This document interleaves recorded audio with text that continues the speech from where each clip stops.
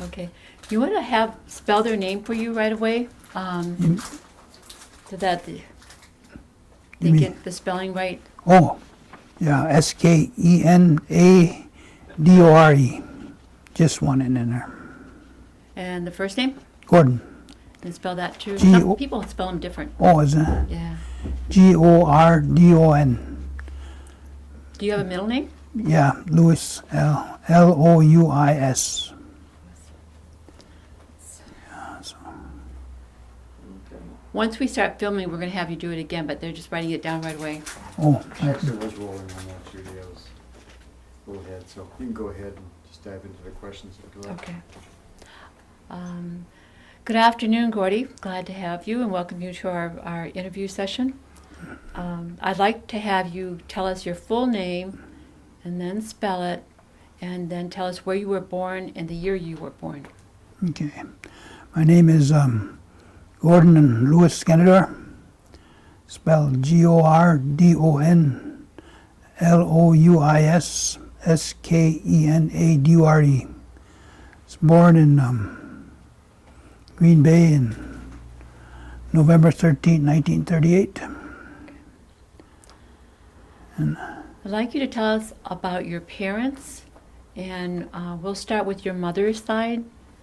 Tell us about your mom and your grandma and your great-grandma on that side. My dad's name was Arthur Skenandore. Mother's maiden name was Jordan Cynthia. And her parents was, I got it written down here. I forget their names sometimes. Ephraim, Jordan, and Elsie, great-grandmother. That's your mom's parents. Yes. Okay. Do you remember their parent or your parents on your mom's side? No, I don't. No? I never was. Okay. How about on your dad's side? No, I don't. No. So you had one set of grandparents then on your mom's side that you knew fairly good? I didn't know them fairly good, but I You knew who they were? you know, yeah. Did they live close by you at all? No, I think my great-grandfather was deceased. Then I just knew my great-grandmother just a little of what I can remember, you know. Okay. She used to stay by our house, and she passed away there, so I don't remember too much about her. Okay. What do you remember about your mom and your dad? Did they speak Oneida? My mother did quite fluently, and let's see, I don't think my father did. So, Did they ever talk about where they went to school or if they went to the boarding schools at all? I'm not sure where my father went, but my mother went to a boarding school in Wittenberg. Wittenberg? Yeah, they it was one of those schools where they couldn't talk their native language. They had to talk English, otherwise they'd be punished, I guess, you know. You might have heard of that before, huh? So, that's what that was. Do you know how long she was there at all? No, I don't. I couldn't say. All right. She went to the boarding school. Do you know if your dad went to school around the village at all? I never really, I couldn't really say on that. My sister would probably know, but I don't know if they ever told me or not, you know. Okay. Did they work around the Green Bay area, or did he have a farm, or? No, he just, I I guess my grandmother had a farm, and he might have worked there, but he was a mechanic in Green Bay for Broadway Automotive. That's where you got it from, huh? Yeah, that's right. Picked up on that. Okay. Now we're going to go to your sisters and brothers. And if you could start with the oldest and work your way down and tell us what their names are. My oldest brother was Vince Skenandore. He passed away in, let's see, I think it was 2000. Oh, wait, and then Bernice was the oldest, I'm sorry. She passed away in 2000, I forget the date. She got in an automobile accident up the roadways here. And then there was Marlene. She married to Myron Skenandore, kept the same name. And she lives in Green Bay now, that site. My three sisters. Right. And then Richard's the next one. No, I guess I'm the next one. And then Richard. Richard was the youngest. Okay. So that's all. That's 5 of us. Okay. So. Is that a family of 5 then?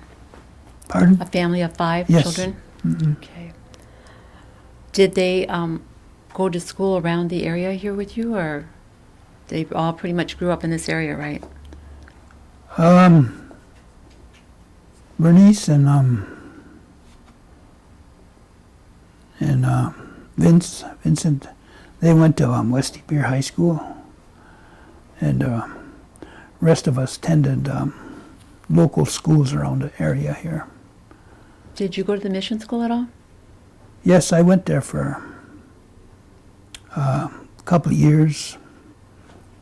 Then I was up the hill to Catholic school, Highview School, Silvery Summit School, a lot of schools. So, What was it like growing up as a kid around the village when you were young? well, it was kind of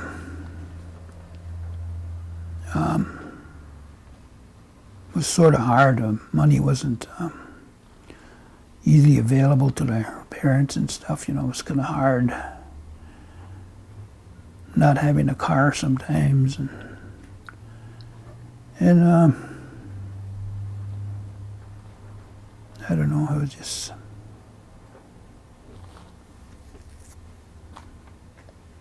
Did you have electricity or running water when you were growing up? Let's see. Not most of the places. Most of the places we lived was one-room houses that we could, wherever we could find a place to stay, we went there and rented from people who my mother got to know. They had no electricity, they had to haul water. And if there was no water there, sometimes there was a spring-fed well. We'd have to haul water from there and stuff like that there. And then, like I say, it was kind of hard. Money wasn't too, but they did whatever they could, mostly to keep us, you know. Did your mom do any kind of canning or Yeah. crafts and things? She used to can a little bit, quite a bit, whatever was available at the time. Then she, later on, she worked as a cleaning woman at different houses in Green Bay, and you know. A lot of the ladies did at that time. Yeah. Yeah. Mm-hmm. I don't know where you live, but I know there was a well like right on the end of Salt Pork Avenue that a lot of people went to get water from, from around the area. Later on, we lived, after that we moved out of all these other houses, we moved in there at one of Firm's houses. Mm-hmm. Remember when all them houses used to be down in the line there, about 10 houses. Along the creek? Yeah. A lot of people lived there with outhouses, and everybody got their water from that one well, like you said. Yeah. Do you remember some of the names that they had for the different areas? Like they had, I just mentioned Salt Pork Avenue. There's Oh, different names. Goose Town. yeah, Goose Town, that was up by, I don't know how that got a name. And it's like you say, Salt Pork Avenue. That one place there were firms, they used to call that Stagger Lane. I don't know if that, Yeah. did you ever hear that? Yeah, oh yeah. Yeah. And can't remember no other ones.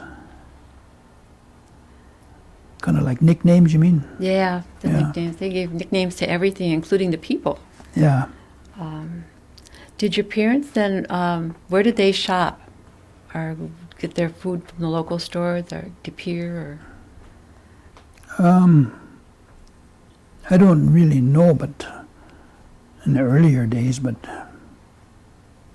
in the later days, they got them at Green Bay or else at food markets up the hill, you know, Schrader's, Morgan's, yeah. Morgan's. Most of the time, yeah. So,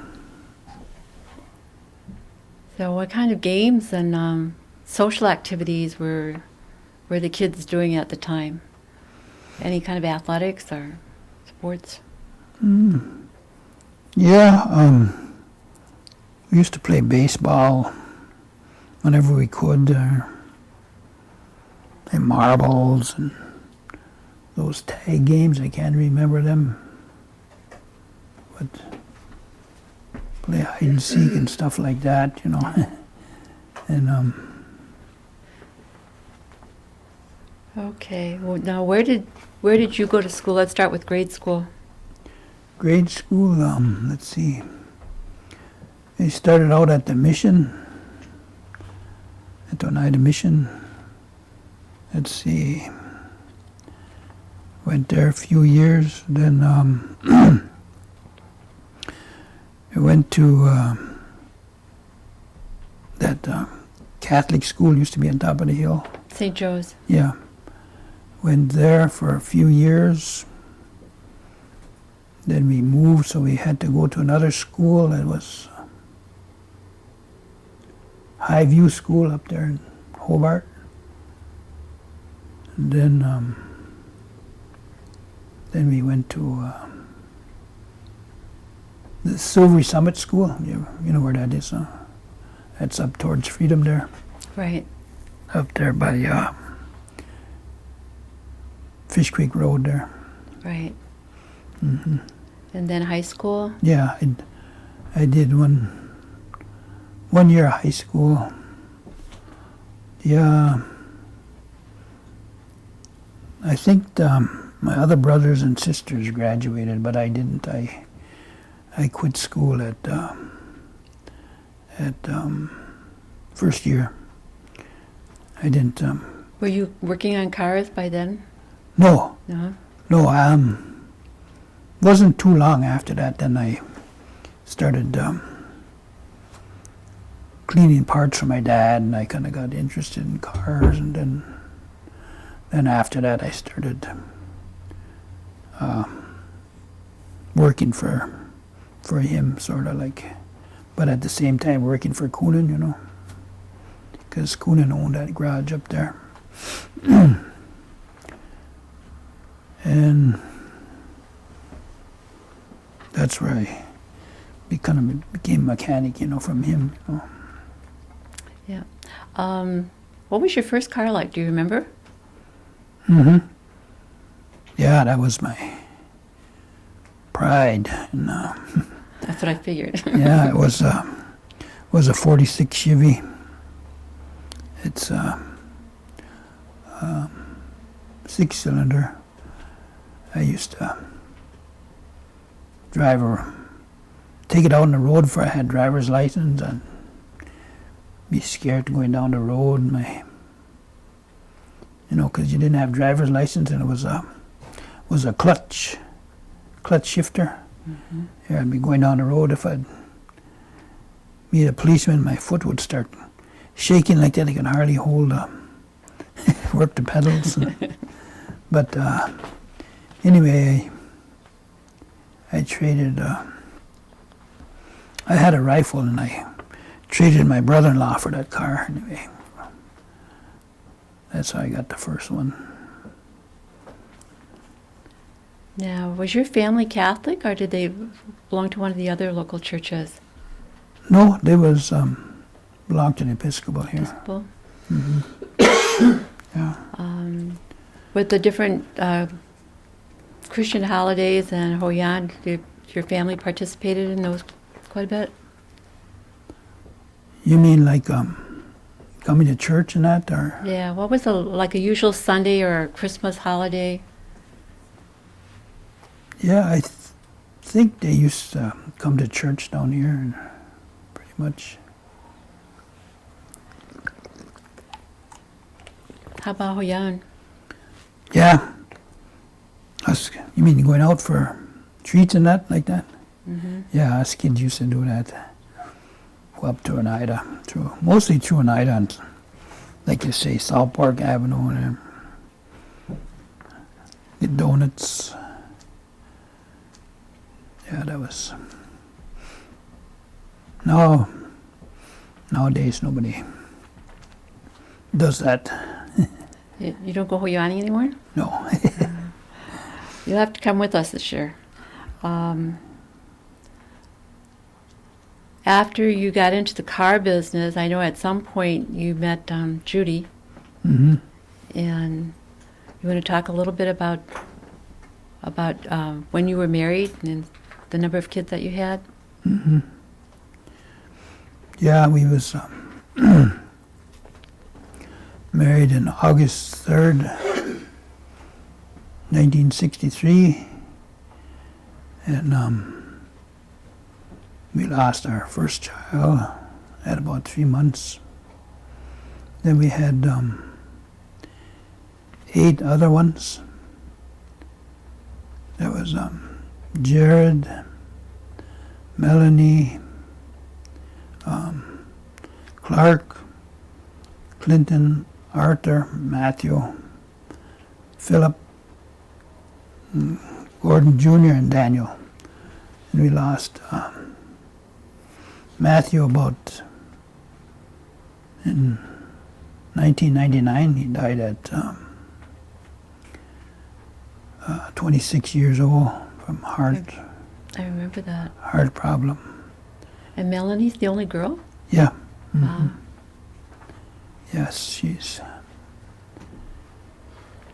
And yeah, I was married.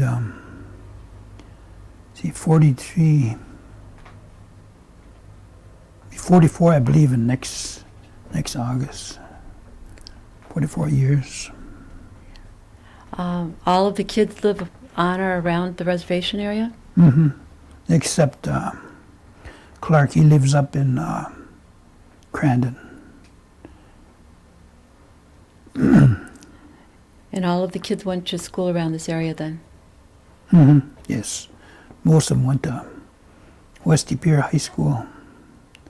Do you know if they ever talked about experiencing any type of discrimination? Let me see. There might have been somewhat, but not really a lot of it, Mm-hmm. But there was some that the kids talked about. But that's about it, though. Do you remember if your parents ever talked about the New York land claims or the 52-cent check? There was some talk about that, about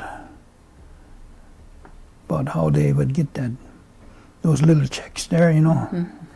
and where that came from. But that's about all they said about that, So.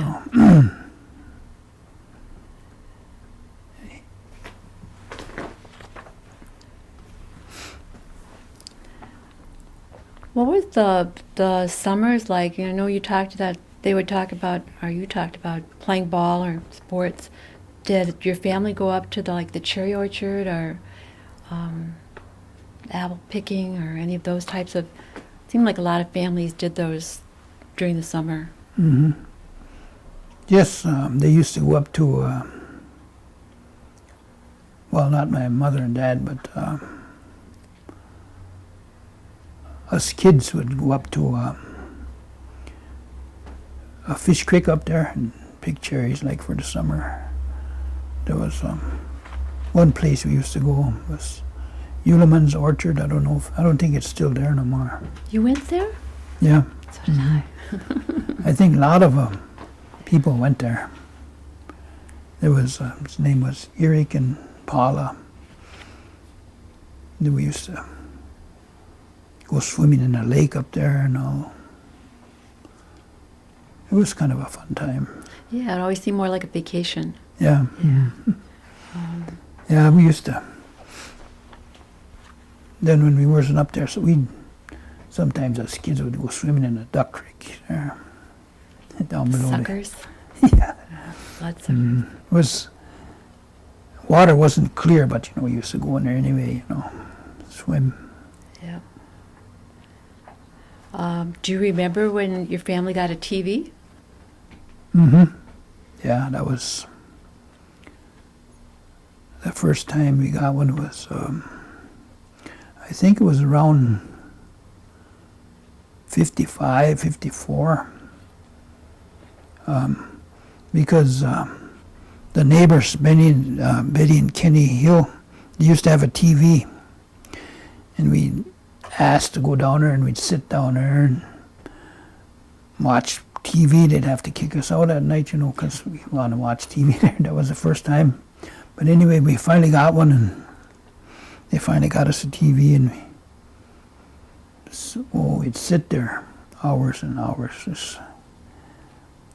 That was the first entertainment, That was big in those days. Kind of cut down on the playing outside. Yeah, it did. Yeah, they... Did you go into the military at all? Yeah. Did you? What were you in? I was in the Army for a couple of years. And I got out, and then I, let's see, that's when I started working for my dad and Coonan up there then. And then before that I worked for local canning factories, minimum wage. It was kind of cheap in those days. And then I got into construction for a little while. And then I started working for the tribe, then worked for them for 18 years until I retired in about, I think 2001, somewhere in there. Do you remember about when you went into the service? And where you were stationed? Mm-hmm. Yes, I went in April 1959, and I took basic down in Fort Leonard Wood, Missouri. Then I went up to, I did good on my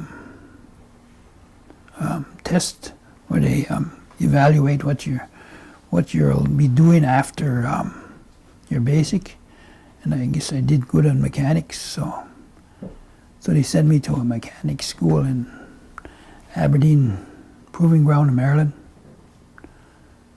Then we graduated from there. Then we went to we were shipped to overseas in Korea, stayed there about a year. Then I got out. Then the 18 years that you worked for the tribe, was that in the mechanics department, or where did you work? Yes, that was for DPW up there, up on Ranch Road there. They have that garage there. I started out in when the tribe had that little garage up there in Oneida. Mm-hmm. I don't know if you remember that, but there was a little hoist in the back where they changed tires and changed oil. And I started out there. Then I got called to the big garage up there. Then I stayed there working on cars and trucks and whatever was to be fixed, you know. So that's still, some of them same guys are still working up there yet that I worked with. When did you retire? About 5 years ago. I think it was in 2000 or 2001, one of those years there. So what have you been doing since you retired? Play a lot of golf? Yeah, I play lots of golf, and I still work on cars yet, you know. Just for the fun of it, huh? Yeah, just for helping people out and that. And I try to do other things around the house, you know. Keep up the house, the grass, and always mending something or fixing around the house or something. Try to keep busy. Do you participate in any of the governmental things like tribal elections or general tribal council meetings? No, I don't go to too many meetings. I should start going to them and see to keep what's going on, you know. But I'll go vote though, you know. What's your feeling about the New York land claims? Think it'll ever happen? I don't know. It's been going on so long. You mean far as getting a settlement or money or something like that? Mm-hmm. I don't know. It's kind of hard to say, but it don't seem like they're coming to a settlement. I don't know, you know. So. What does the word sovereignty mean to you? Sovereignty. I think it means sort of like a government by itself or something like that. I'm not sure. No, it seems like it means something like that. I don't know if that's right or not. Yeah, well, it's a government within a government, kind of. Mm-hmm. What is your feeling or terminology for an elder, or for being an elder?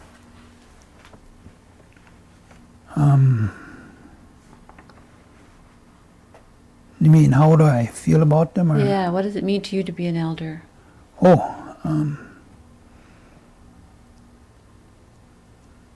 I don't know. It seems like it's all of a sudden seemed like it come up on you kind of quick, like, you know. It seemed like after you was 40, 45, seemed like the years kind of went by kind of fast, like nowadays the time seems to be going faster. Whereas when you were younger, the time would seem like it went so slow, like, you know. So I don't know, it just seems like you're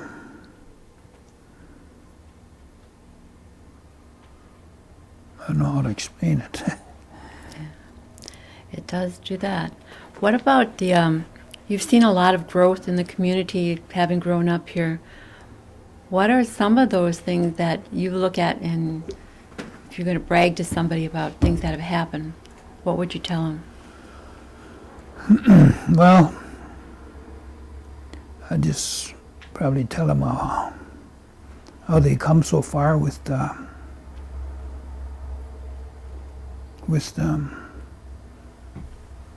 improvement of the community and buildings, and how they manage the money from the casinos and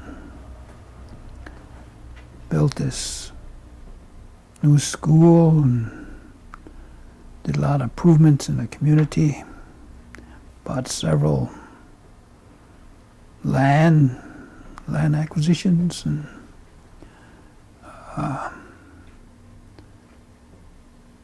it's just tell them that they come a long way since back in the days of the 40s when we was growing up in the 50s. Come from being poor to into the, you might say, the better economic conditions, nowadays. So. How do you feel about being Oneida?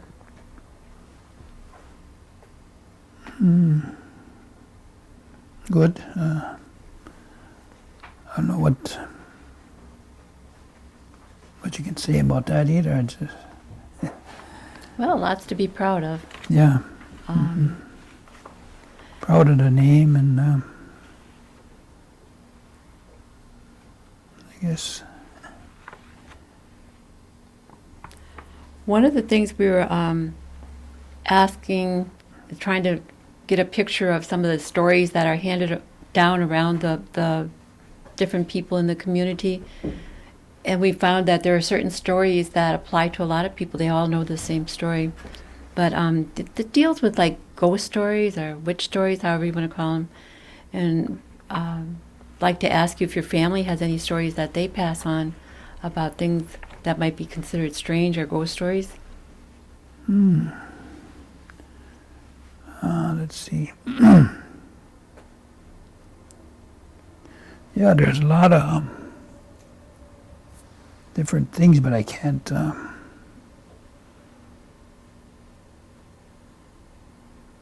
quite remember them now. Yeah, because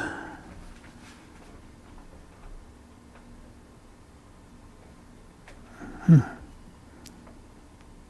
can't remember none Can't now, remember right now. right now. That's okay. Your children, your grandchildren will look at your videos someday.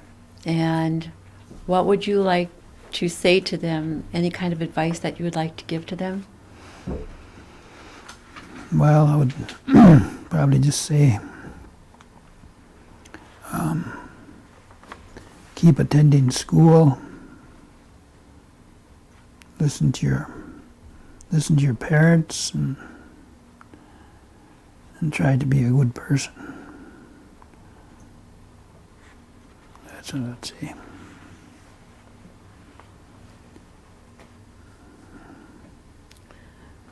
Okay, Gordon. I think I've asked all the questions, but I'm going to ask these gentlemen back here if I missed something.